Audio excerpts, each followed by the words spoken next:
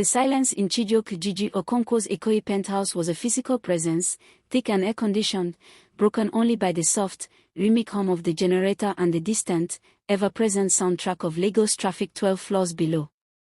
He stood before a wall of glass, looking down at the dark, swirling waters of the Lagos Lagoon, the headlights on the third mainland bridge, a relentless, crawling stream of diamonds and rubies. At 38, he had everything. Everything that could be bought. The problem, he'd come to realize with a crushing certainty that no amount of premium whiskey could dissolve, was that the things that truly mattered, trust, genuine connection, a love untouched by the sheen of wealth, were not for sale. His empire, Apex Innovations, was a sprawling leviathan. From a revolutionary fintech app that had democratized banking for millions, to a clean energy startup tackling Nigeria's power problems, and strategic investments across the continent, Jiji was a titan. He could move markets with a tweet, had the personal phone numbers of state governors and ministers. Yet, in the echoing vastness of his success, he was profoundly, achingly alone. The women he met were curated, polished, and presented to him like luxury goods at a Six showroom. They spoke of art exhibitions in London they attended for the photos, charities they used for networking, and futures that looked suspiciously like his bank statements. They loved the idea of Chijioke Okonkwo, the tech king of Lagos. They didn't know Jiji, the boy from Enugu who used to play football in the dust with bare feet. They never could. The epiphany had struck him a week ago, at a lavish charity ball for a children's hospital in Victoria Island. He'd been talking with Adeyebi, a stunningly beautiful it girl from an old money family, about the new pediatric wing his donation had funded. Her eyes, a cool, calculating brown, had never quite met his. They'd been too busy scanning the room, assessing his net worth against the other big players. "It's so wonderful what you're doing, Jiji," she'd said, her voice a silken purr, laced with a British accent she affected. "Such a powerful legacy. It makes a woman feel secure." Secure. The word had echoed in his mind. He wasn't a man, he was a security system. A high-yield, blue-chip security system. That night, he'd called his oldest friend, his only real friend, Tond. Tond, who had been his roommate at Unilag, who had coded alongside him through the first failed app, who now ran the charitable arm of Apex Innovations precisely because he was the one person who told Jiji the unvarnished truth. "Brothers, I'm going to do something crazy," Jiji had said, staring into the amber depths of a glass of 20-year-old Glenfiddich. "More crazy than buying that plot in Banana Island just because you like the view."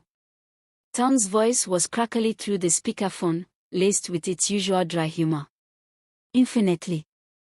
I'm going to find a wife." "Okay, and the crazy part. Besides the whole matrimony thing for a confirmed bachelor like you. I'm not going to find her as me." There was a long pause. Tom sighed. "Jiji, explain before I call your mother and tell her you finally lost your senses to stress." "I'm going to pretend I'm broke." "We're level broke. A guy starting from scratch." Tom had whistled, long and low. "Brothers, that's not crazy. That's a Nollywood plot." "Why?" "You have your pick of the finest women in Lagos, from Victoria Island to Metoma." "Do I?" Jiji countered, his voice tight. "Or do I have my pick of the finest actresses? They see the penthouse, the G-Wagon, the Okonkwo name. They don't see me. I need to know, Tond. I need to know that if Apex crashed tomorrow, which is statistically improbable, but humor me, that someone would be there because of me. Not because of the portfolio." After an hour of heated debate in a mixture of English and Pidgin, Tond, knowing a determined Jiji was an unstoppable force, had reluctantly agreed to help. The plan was simple, audacious, and fraught with potential for disaster. Chijioke Okonkwo would vanish. In his place would be Jide, a man in his late 30s, recently laid off from a mid-level IT support job at a struggling bank, living in a modest, face-me-I-face-you apartment in a decidedly unglamorous part of Surulere, and trying to get back on his feet. His dating profile on a popular Nigerian site would be a masterpiece of mundane honesty, a few slightly awkward photos, taken by turn on a cracked Infinix hot phone, interests that included watching Nollywood movies and arguing about who makes the best jollof rice, and a financial status that was transparently precarious. He would go on dates. A series of them. And he would document the entire, humiliating process. It was a social experiment born of profound loneliness and a deep-seated, billionaire paranoia. Date 1, Amora, the Slay Queen. The lounge in Ikeja was loud, bass thumping from oversized speakers, filled with the scent of expensive perfume and suyo smoke. Amora arrived 15 minutes late, a whirlwind of Brazilian hair, lashes so long they created their own breeze, and a handbag Jiji recognized as a limited edition Louis Vuitton that had a waiting list longer than the queue for petrol during a scarcity. Her profile had been a cascade of perfectly filtered photos from Dubai, Accra, and a particularly grating one of her posing in front of a private jet that wasn't hers. Jide. Hey, she said, sliding into the booth opposite him, her eyes doing a rapid, dismissive scan of his outfit, a deliberately chosen, slightly faded senator shirt from a local tailor. Amora. Good to meet you, Jiji said, offering his most genuine, un-billionaire-like smile. Yeah, you too. She ordered a bottle of expensive champagne without looking at the menu and then turned her attention back to him.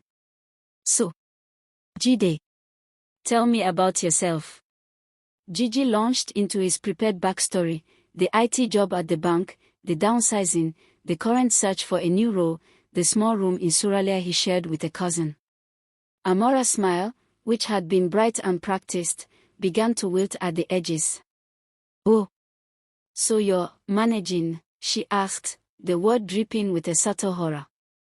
Day by day, Jiji said cheerfully.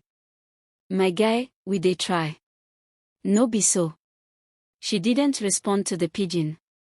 Her eyes glazed over as he talked about the challenges of NEPA taking light for hours and the rising cost of Gary. When her champagne arrived, she took a long sip. You know, Jide, you seem like a nice guy. But let me be real with you. This life no balance. A woman like me, I have standards. I'm used to a certain caliber of man. The kind that can take me to Shiro or Shisha Lounge without checking his account balance. You understand? Jiji nodded, feigning a slight embarrassment. I understand. Look, she said, leaning forward, her voice dropping to a conspiratorial whisper. My friend is dating a big boy from Banana Island. He has a friend who is looking for a personal assistant. The pay is good. Maybe I can put in a word for you? Then, who knows? She winked, a transaction clearly proposed. In 6 months, if you're doing well, maybe we can try this again. The audacity was breathtaking. She was not only dismissing him but offering him a job as a stepping stone to potentially dating her in the future. Jiji felt a cold anger settle in his stomach. This was exactly what he had feared. That's very kind of you, Amora, he said, his voice even. But I'll manage on my own. She shrugged, the gesture elegant and final. Your choice. No hard feelings. But this, she gestured between the two of them, is not it. I have to be honest. I can't be dating a man who is still struggling to find his feet. My time is precious. Oh yeah, I need to catch up with my girls at Quillox. The bill, she let the word hang in the air. Of course, Jiji said, pulling out a few crumpled notes from his pocket, the exact amount for his bottle of star beer, plus a small tip. He left them on the table. It was nice meeting you. He walked out into the humid Lagos night, the blare of Okada horns and the smell of roasting plantain a stark contrast to the sterile lounge. He pulled out his cheap Nokia touchlight phone and sent a one-word text to Ton, Slay Queen. Confirmed. Ton's reply was instant, well a day. Day 2 ready when you are, Oga Jide. Day 2, Chinyo, the corporate climber. The restaurant was a sleek, air-conditioned spot in Lekki Phase 1, all minimalist decor and soft jazz. Chinyo was punctual, dressed in a sharp, tailored pantsuit that screamed boardroom. Her profile had been professional, focused on her achievements as a senior manager at a multinational. She seemed intelligent, driven, and grounded. "Jide, hello," she said, offering a firm, business-like handshake. "Punctuality is the soul of business." "A pleasure, Chinyo," Jiji replied, impressed by her demeanor. For the first 20 minutes, the conversation flowed surprisingly well. They discussed the state of the economy, the tech scene, and the challenges of working in Nigeria. Chinyo was sharp, articulate, and ambitious. Jiji began to feel a flicker of hope. Maybe this was it. A woman who valued intellect and drive over immediate wealth. Then, he carefully steered the conversation towards his current situation. "So, after the bank let me go, it's been tough," he said, adopting a more subdued tone. "I'm doing some freelance IT repairs for now. My place in Surulere is, let's just say the landlord is my frequent caller." Chinyo's expression shifted. The warmth in her eyes cooled, replaced by a pragmatic, assessing glint. She took a sip of her water. "I see. That's unfortunate. You know, Jide, in this Lagos, a man has to have a plan. A 5-year plan. A 10-year plan. You can't just be floating." "I have a plan," Jiji said defensively, playing his part. "I'm applying for jobs every day."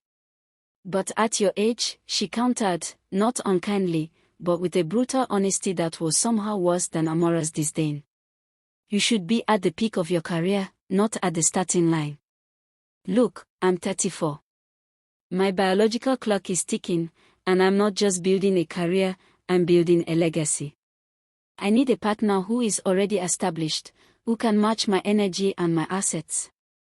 A man who is still managing is a liability, not an asset." She spoke like she was evaluating a merger. "A bad one. So a man's value is only in his current bank statement?" Jiji asked, a genuine edge to his voice. "In this economy?" "Largely, yes," Chinyo said without flinching. "Love is beautiful, Jide, but love does not pay the school fees at Green Springs. Love does not buy a generator for when PHCN fails. I'm a realist. I like you, you're intelligent. But intelligence without execution is just potential. And potential doesn't put food on the table. I'm sorry, but this isn't going to work. I wish you the best." She flagged down the waiter, paid for her grilled fish and chips with her card, and stood up. "Take care of yourself, Jide. I hope you find your footing."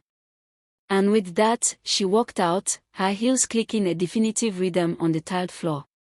Jiji was left with the cold dregs of his palm wine. She hadn't been cruel, just ruthlessly practical. And in her practicality, she had made him feel worthless. He texted Tond, "Corporate shark. Terminated my contract." Tond replied, "Sorry, brothers no wa'o." The search continues. Day 3, Bimp, the village opportunist. Bimp was from his home state, Enugu. Her profile picture showed a sweet, smiling face in a simple headscarf. Her bio talked about faith in God and family values. She seemed wholesome, untainted by the Lagos hustle. They met at a modest bukateria in Yoba, sharing a table next to a loud generator. Bimp was shy, her English heavily accented. She spoke lovingly of her family back in the village. For a moment, Jiji felt a surge of nostalgia and hope. This was a connection to a simpler life, a genuine person.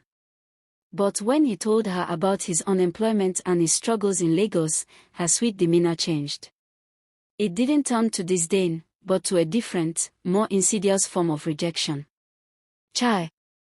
Jide, this is a problem," she said, shaking her head with genuine worry.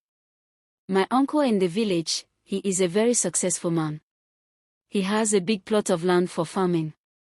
He is looking for a strong, hardworking son-in-law to help him manage it. You are an educated man from the city. If you come back to the village with me, he will welcome you. You can forget all this Lagos struggle. Jiji was stunned.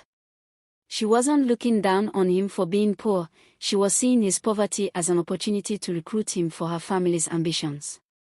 He was to be a project, a useful addition to her uncle's farm. Bimp, I'm a tech guy. I don't know anything about farming, he said gently. You will learn, she insisted brightly. It is a honest living. Better than suffering in Lagos. We can get married, build a house near my uncle, it will be a good life. She was painting a picture of a life he had consciously left behind.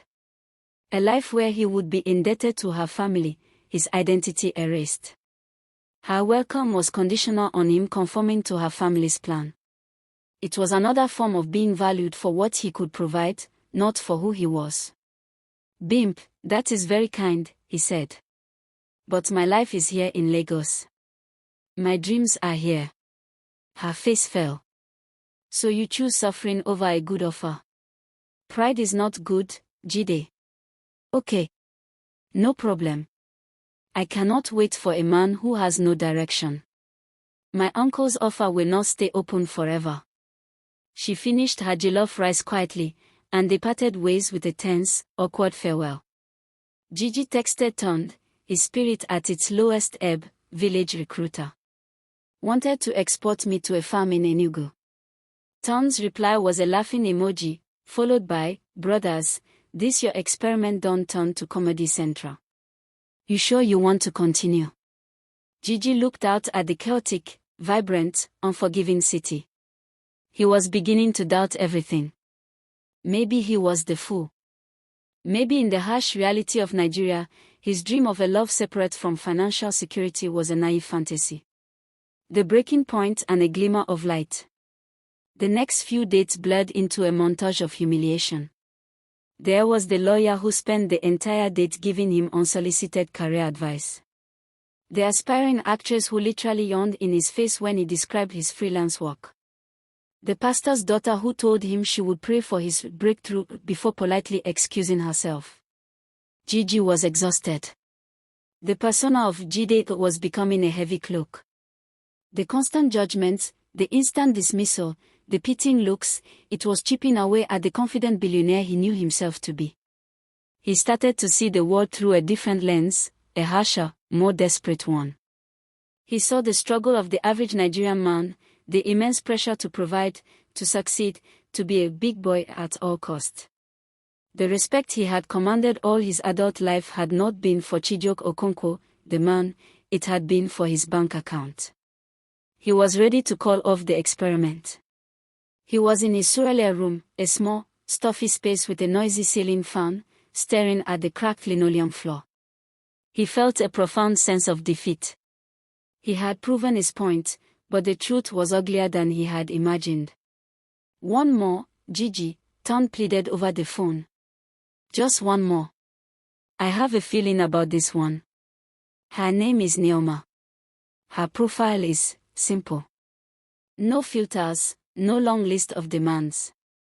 She's a teacher. A teacher. Jiji sighed. Tond, I can't. I'm tired of being looked at like a failed project. This is the last one. I promise. If this one fails, we go back to the penthouse, you drink your whiskey, and we find your wife the old-fashioned way, with a prenup the size of a Bible. Reluctantly, Jiji agreed. The last date, Neoma, the teacher. They agreed to meet on a Saturday afternoon at the National Museum in Onikan. It was a neutral, inexpensive place. Jiji arrived first, wearing his now standard uniform of slightly too big trousers and a plain polo shirt. He was braced for impact. Then he saw her. Neoma was walking towards him, and his breath caught in his throat. She wasn't stunning in the way Amara was, hers was a different kind of beauty. She had a calm, serene face with intelligent, kind eyes that held a slight weariness, a familiar Lagos fatigue. She wore a simple, colorful Ankara dress and carried a small, practical handbag. She smiled when she saw him, a genuine, warm smile that reached her eyes. Jide. I'm Neoma, she said, her voice soft and melodic. Yes. Hello, Neoma. Thank you for coming. They paid the small entrance fee and began to walk through the cool, quiet halls of the museum, surrounded by the ancient artifacts of Benin and Ife. The conversation was easy. They didn't talk about jobs or money. They talked about the history in front of them, about the stories the bronzes could tell. Neoma, being a history teacher, had a passionate, captivating way of explaining things. She spoke with a quiet pride about Nigerian culture, her love for her country evident in every word. Jiji found himself relaxing for the first time in weeks. He wasn't playing a role, he was just having a conversation with an interesting woman. He listened, he asked questions, and he made her laugh with a silly observation about a particularly stern-looking statue. After the museum, she suggested they get something to eat. There's a good buka down the road. Their ofensala and pounded yam is the best on this island, and it's not expensive. Jiji's heart squeezed. She was not only unconcerned with his financial status, she was actively choosing a place within his supposed means to make him comfortable. The buka was a bustling, noisy place with plastic chairs and formica tables. The air was thick with the delicious, hearty scent of Nigerian soups. They found a corner table, and Neoma expertly ordered for both of them. It was over the steaming bowls of soup that Jiji, feeling a strange need to be fully honest in this one, sacred space, decided to lay his cards on the table. He told her the full, prepared story of Jide, the job loss, the struggle, the small room in Surulere, the feeling of being adrift. He waited for the change. For the smile to tighten, for the eyes to glaze over, for the polite excuse. It never came. Neoma listened intently, her spoon paused midair. When he finished, she nodded slowly. I understand that feeling, she said softly. Teaching is a noble profession, but the pay, chai. She laughed a little. Sometimes, at the end of the month, I'm also counting kobo to see if I can afford Okada or if I have to trek. It's not easy. But what matters is that you're trying. You haven't given up. That's the most important thing. A man's value isn't in his pocket, Jide. It's in his character. It's in his heart. Her words were so simple, so sincere, that they bypassed all of Jiji's defenses and struck him directly in his soul. He felt a lump form in his throat. This was what he had been searching for. This fundamental, unwavering understanding. Thank you, he whispered, his voice thick with emotion. She smiled again. For what? For stating the obvious. They talked for hours. She told him about her students, about the joy she felt when a difficult concept finally clicked for them. She spoke of her small family in Abeokuta, her ailing mother whom she supported with her meager salary. She had her own struggles, her own burdens, but she carried them with a grace and resilience that left Jiji in awe. When they finally parted ways, with a promise to see each other again, Jiji felt like he was floating. He walked through the streets of Lagos, but the noise seemed like music, the chaos like a vibrant dance. He didn't take stand immediately. He wanted to hold the feeling close, to savor it. When he finally did, the message was simple, turned.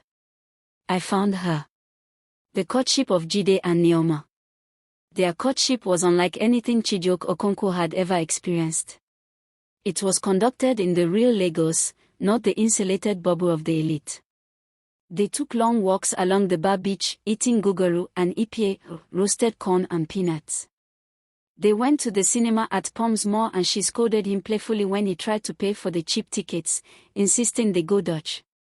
They spent evenings in her small, tidy apartment in a simple part of Ajij, where she would cook delicious meals of jollof rice and ifo riro, and they would watch Nollywood movies on her small TV, laughing at the over-the-top dramatics.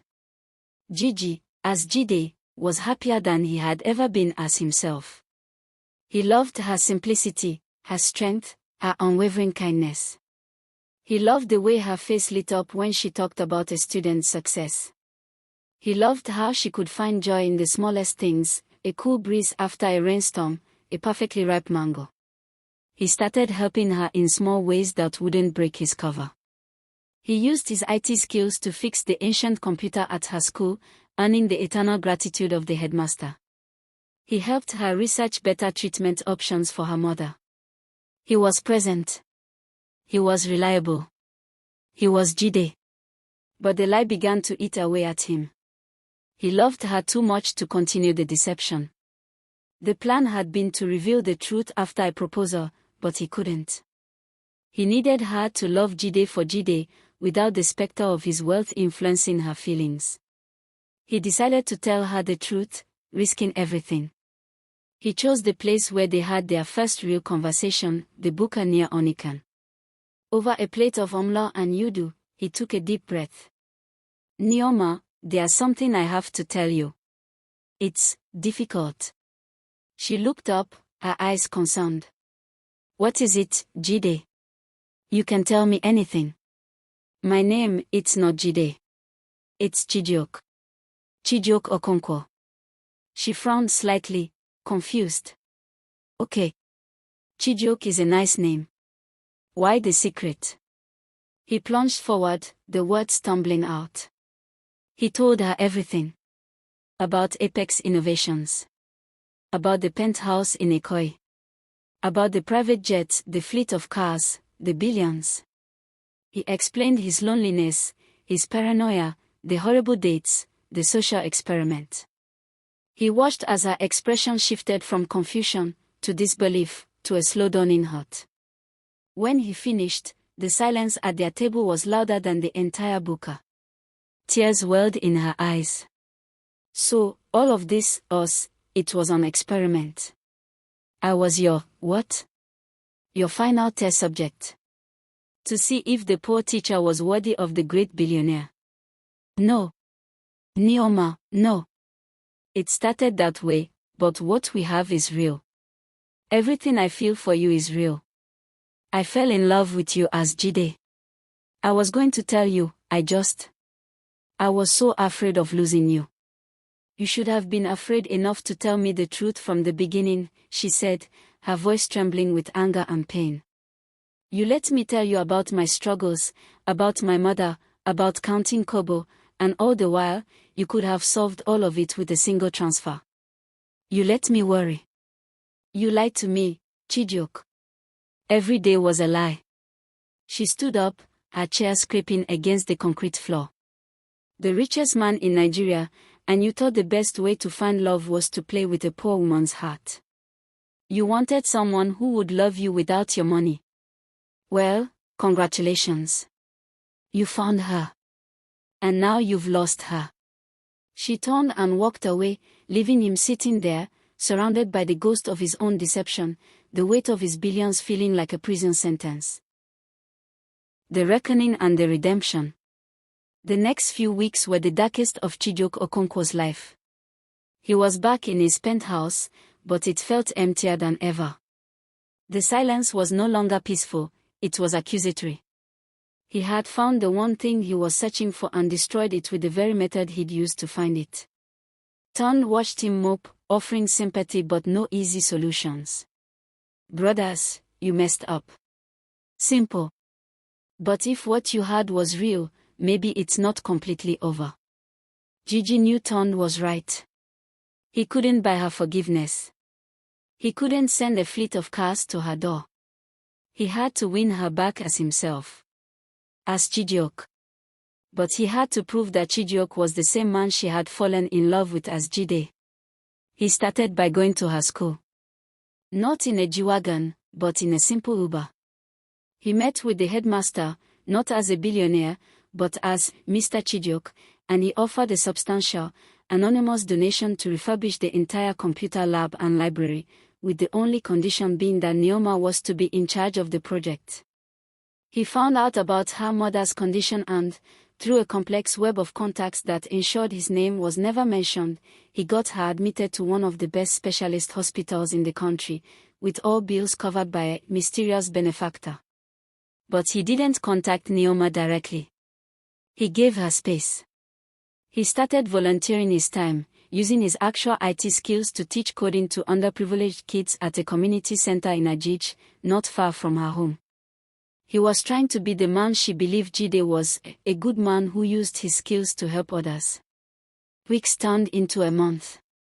Then, one rainy Tuesday afternoon, as he was helping a young boy debug a simple game, he looked up and saw her standing at the door of the community center, her umbrella dripping onto the floor. His heart stopped. She walked over to him. She looked tired, but the anger in her eyes was gone, replaced by a deep, searching look. "The headmaster told me about the donation," she said quietly. "And my mother, she's in a good hospital now. She's getting better." Jiji simply nodded, not trusting himself to speak. "I've been doing a lot of thinking," she continued. "And I've been watching you. I've seen you here, with these children, for weeks. You didn't have to do this." "Yes, I did," he said, his voice rough with emotion. "I had to prove to you, and to myself, that Jide wasn't a lie. That he's a part of me. The best part of me. The part that you loved. The money, Neoma, it's just a tool. It doesn't define me. Your love defined me. And I was a fool to risk it." He looked into her eyes, his own pleading. "I love you, Neoma. Not as an experiment, not as a prize. I love your strength, your kindness, your heart. I love the way you see the world. I am so sorry for the lie.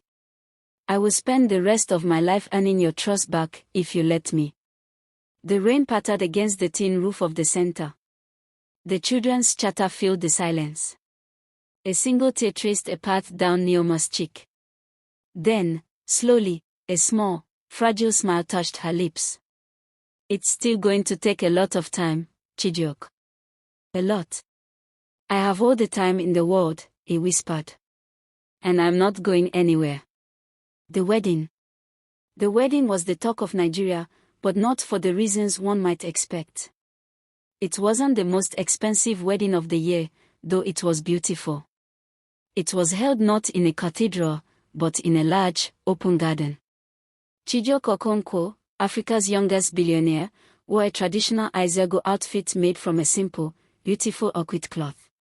And when his bride walked down the aisle, escorted by Tond, there wasn't a dry eye in the house. Neoma was a vision in an elegant, but not ostentatious, Iro and Buba, her smile radiant and genuine. The guest list was a fascinating mix. There were governors and captains of industry, sitting side by side with teachers from Neoma's school, the children from the Jiji community center, and the owner of the buka where they had their first meal. In his speech, Chijioke didn't talk about his wealth or his success. He talked about a lonely man in a penthouse who had forgotten his own value. He talked about a series of failed dates that taught him humility. And he talked about a poor teacher in a simple Ankara dress who, with nothing but her character and her heart, had taught him the true meaning of wealth. "She welcomed a struggling man named Jide," he said, his eyes locked on Neoma's. "She saw value where others saw failure. She taught me that the greatest fortune a man can ever find is not in his bank account, but in the heart of a woman who loves him for who he is, not for what he has. My wife, Neoma, you are my greatest bargain." As they danced their first dance under the stars, the sounds of a live high life band filling the air, Chijioke finally felt whole. The billionaire and the broke man named Jide had merged into one. He was simply a man, loved by a good woman.